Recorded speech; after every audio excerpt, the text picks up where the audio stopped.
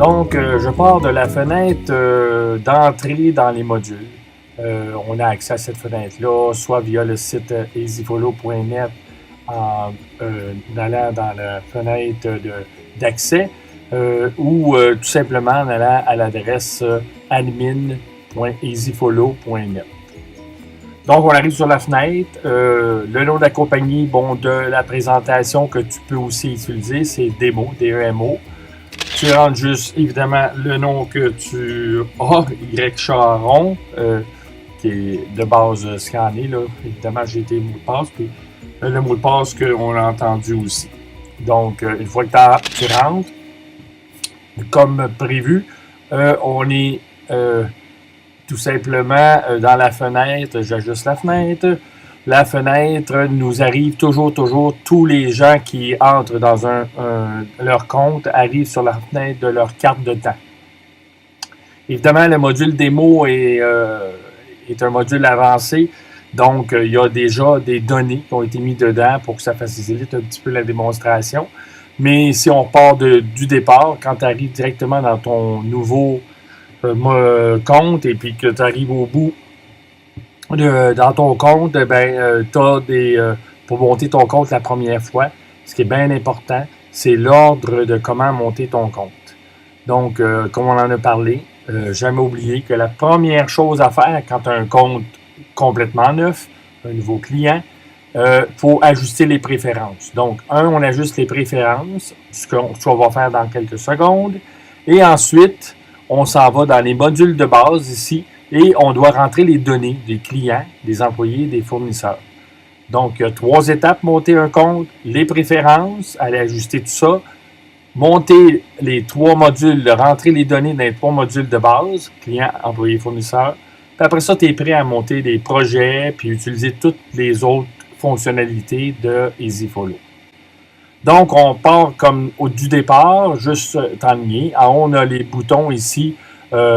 C'est ton profil. Donc, chaque usager peut aller changer ses choses, son nom, son adresse et ses mots de passe, les données de base.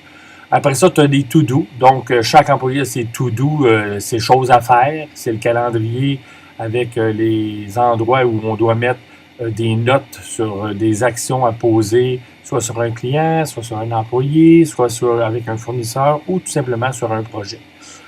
Ensuite, on a le bouton qui mène au rapport, aux différents rapports qu'EasyFollow offre.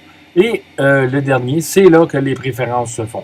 La première fois que tu arrives dans un module, tu as à configurer toute cette boîte-là qui est complètement vide en principe.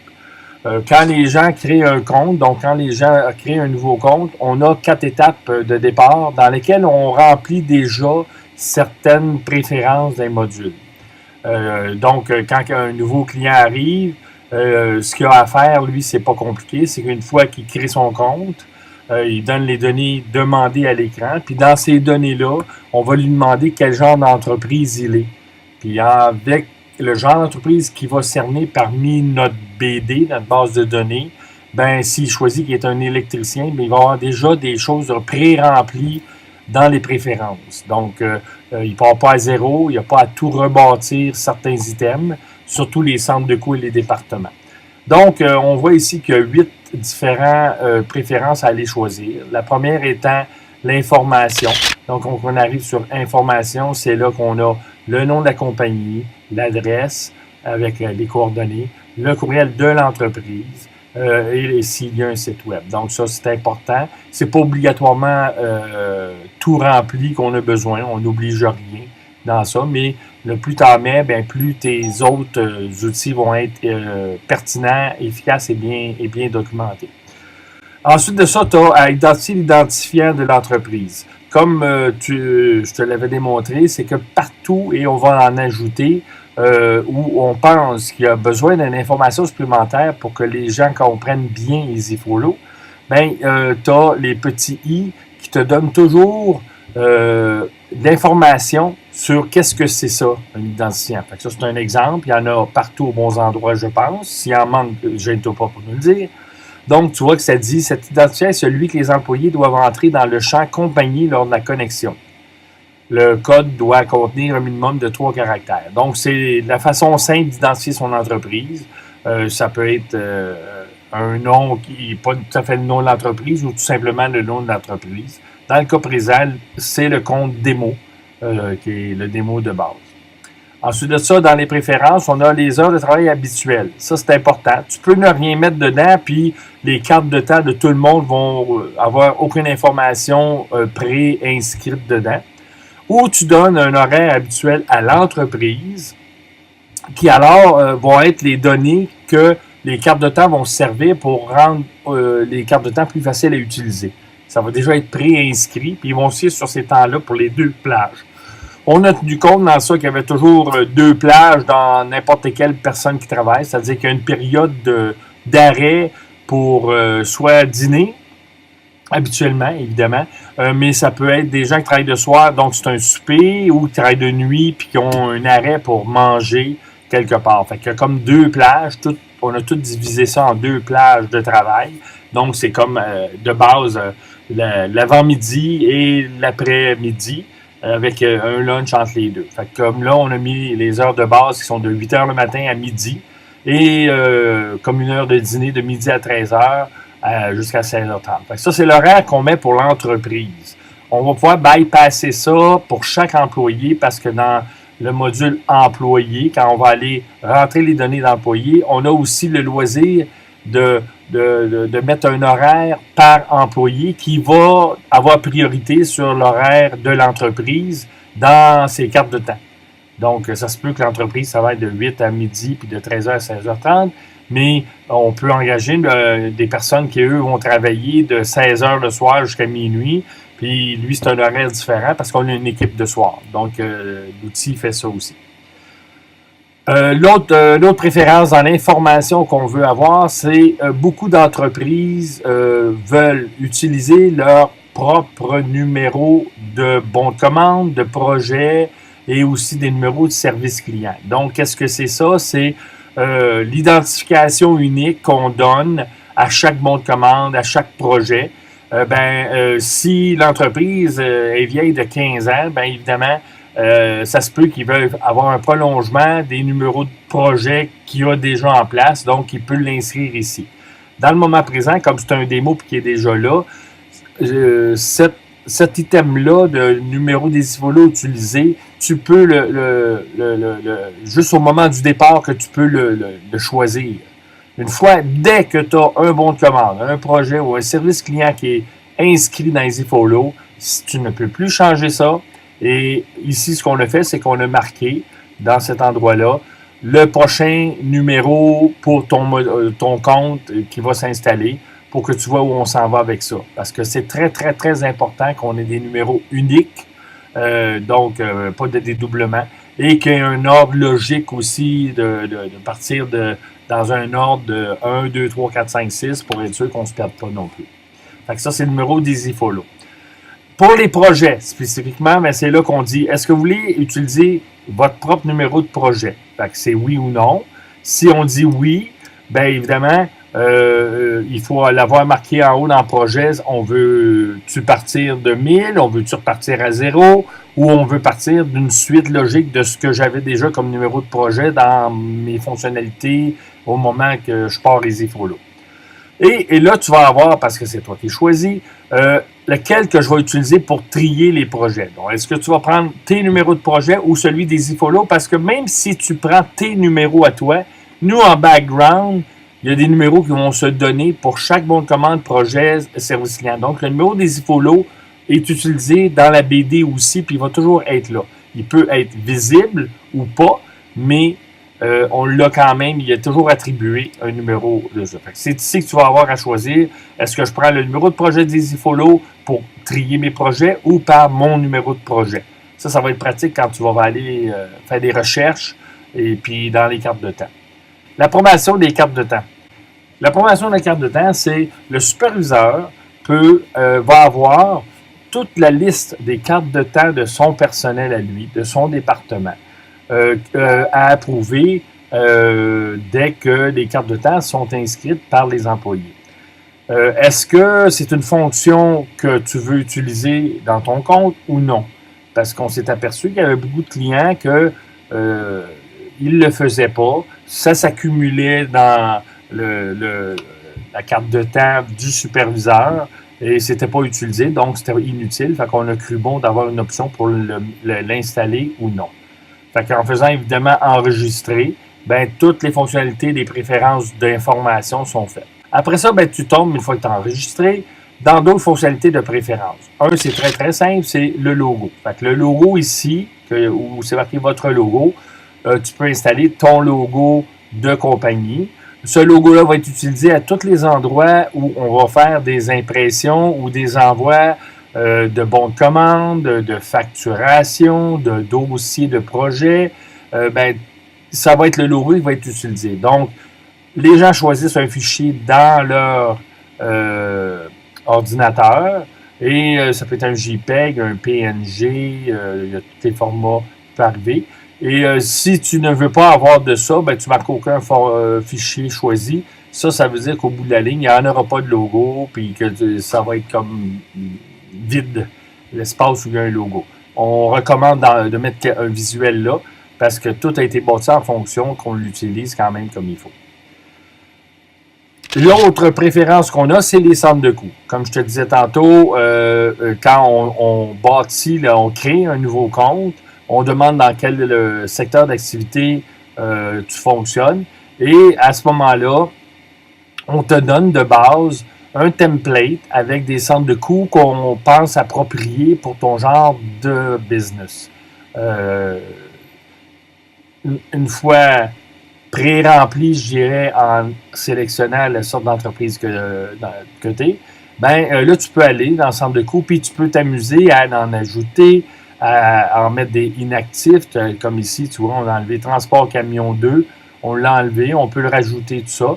Et puis, dès qu'il va y avoir une donnée qui est rentrée dans un centre de coûts, sur un des projets ou sur n'importe où on utilise des centres de coûts, ben, tu ne pourras plus l'enlever comme tel. Il va pouvoir être inactif, mais tu ne pourras pas l'enlever complètement parce qu'il y a une donnée qui est entrée dans la BD.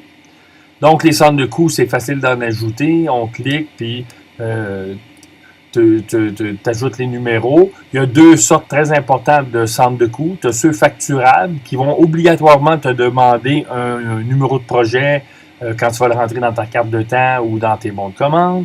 Puis tu as les non facturables. Donc, ce sont des centres de coûts genre classement, faire du ménage dans ton bureau ou toutes des tâches administratives qui sont faites en dehors de celles pour un client comme tel qui doivent être facturés. Donc, c'est important à comprendre, les deux sortes de centres de coûts. Fait que si on retourne, tu vas voir qu'ici, on a tous les facturables en premier. Les facturables, on les a classés de 1000 jusqu'à 2999. C'est les champs facturables. Et les 3000 et plus, c'est tous des non facturables. Fait que tu peux voir ici que ça peut être l'inventaire, du rangement, c'est un transport que tu as fait pour l'entreprise, soit la formation sur EasyFollow, puis tu passes 2 heures, ben dans ta carte de tête, tu vas voir marquer formation, mais c'est évidemment pas relié à un dossier facturable comme tel. Fait que ça, c'est les centres de coûts. Les départements, ben, c'est les secteurs d'activité de ton entreprise. Donc, dépendamment comment tu as organisé le setup de ta compagnie, ben, il y en a plus ou moins. Il y a minimum toujours de base ceux administration, comptabilité, c'est toujours assez présent, je dirais. Et puis évidemment, après ça, ben là, ça dépend des sortes d'activités que tu as. Il y a aussi vente représentation, habituellement, qui sont toujours là. Fait que quand tu choisis le type d'entreprise que tu es, dans quel secteur d'activité tu fais des affaires, ben, on t'en donne de base déjà inscrit. Puis là aussi, tu peux aller en ajuster selon tes besoins ou en enlever comme tel. Fait que ça, c'est dans les départements. Ensuite, on a le menu type de projet. Type de projet, ben, c'est important que si tu veux avoir des rapports assez précis, ben, que tu donnes que c'est un projet. Bon, là, il faut comprendre que le démo est faite comme si c'était une entreprise de graphisme, de communication, donc qui fait de la publicité pour les gens, des sites web, des choses comme ça. Mais si, évidemment, tu as une entreprise d'électricité, les types de projets que tu vas peut-être vouloir avoir, ça va être commercial, ça va être résidentiel, industriel, institutionnel. Puis ça fait que quand tu vas bâtir un projet, tu vas préétablir, identifier dans quelle zone ce projet-là va être, parce que souvent même, il y a différents niveaux de facturation, dépendamment si c'est, dans le cas de l'électricité, résidentielle ou commerciale, il y a certains électriciens qui ne facturent pas les mêmes tarifs. Donc, c'est important de les identifier pour que les rapports soient faits comme ça. Même chose pour les types de clients. On les identifie la même chose dans le sens que tu veux peut-être avoir justement, savoir combien tu factures pour les travaux commerciaux dans ton entreprise. Chaque client, quand tu les crées, tu vas pouvoir leur attribuer une zone d'activité qui va te permettre d'avoir des rapports plus précis par type de client. Donc, évidemment, tu vas avoir peut-être un client commercial puis qui va faire un projet industriel. Fait que là, ça m'identifie facilement les deux secteurs, qui fait que quand on va faire des rapports, ça va être facile pour nous autres de les mettre en ce sens-là. Le code de temps, c'est dans les cartes de temps, tu peux identifier s'il y a, dans le cas présent, on avait mis ces trois items-là, c'est-à-dire, un, c'est du temps régulier. Quand tu prends le code 0 dans la carte de temps, on va le voir un peu plus loin, mais ça va être du temps régulier, mais tu peux aussi facturer certaines choses en temps supplémentaire et l'employé veut identifier le temps supplémentaire parce qu'il sait que ça va être comme du temps et demi. Il peut avoir aussi des choses correction client à facturer, mais il peut avoir, si on peut ajouter une correction client à ne pas facturer parce que c'est une erreur qu'on a fait à l'interne. Fait que là, j'ai passé 2 heures à corriger quelque chose du client, mais je ne veux pas lui facturer ça. Fait que tu vois, dans le cas présent, puis je vais le faire, je vais ajouter le code 3. Donc, le code 3, on a jusqu'à 10 différents, puis je vais marquer correction non facturable. Donc, on le traduira parce qu'on peut l'avoir en anglais ou en français. Fait que correction non facturable, on l'enregistre, puis tu vas voir que dans les cartes de temps tantôt, ça va avoir une influence dans l'entrée des cartes de temps. Côté facturation, ça ici, ça nous donne tout le bilan des factures qui ont été mises dans EasyFollow, que quand tu reçois le paiement, tu vas pouvoir aller identifier que tu as reçu le paiement avec la date que tu as reçu le paiement et ces choses-là. Puis ça te donne un genre de compte-rendu avec la facturation que tu fais dans EasyFollow. Comme je t'avais déjà mentionné, c'est important de noter que je considère comme le menu de facturation comme dans la zone grise. Parce que la plupart des gens qui ont un système comptable, ils peuvent utiliser le système comptable pour faire leur facturation, recevoir les données de EasyFollow sur tout ce qui est le temps qu'on a passé dans le dossier, les achats qu'on a fait pour ce dossier-là. Donc, le projet, on a toutes les données pour faire la facturation, mais la plupart des gens prennent les données puis ils vont faire leur facturation dans le logiciel comptable. Donc, on offre le service parce qu'il y a des gens qui vont le faire là-dedans puis qui vont prendre la facture puis ils vont en donner au service comptable pour la rentrer en comptabilité. Mais c'est comme le pont, c'est comme la zone grise, la facturation, où on a offert un outil, mais c'est souvent dans l'outil comptable. Donc, c'est comme entre les deux mondes comme tel. Fait que ça couvre un petit peu les préférences. Une fois que tu as tout établi ces choses-là, c'est là que tu peux, à ce moment-là, commencer à travailler avec EasyFollow comme tel. Je vais te faire une autre vidéo pour la suite des événements. Je vais te parler après ça des modules de base.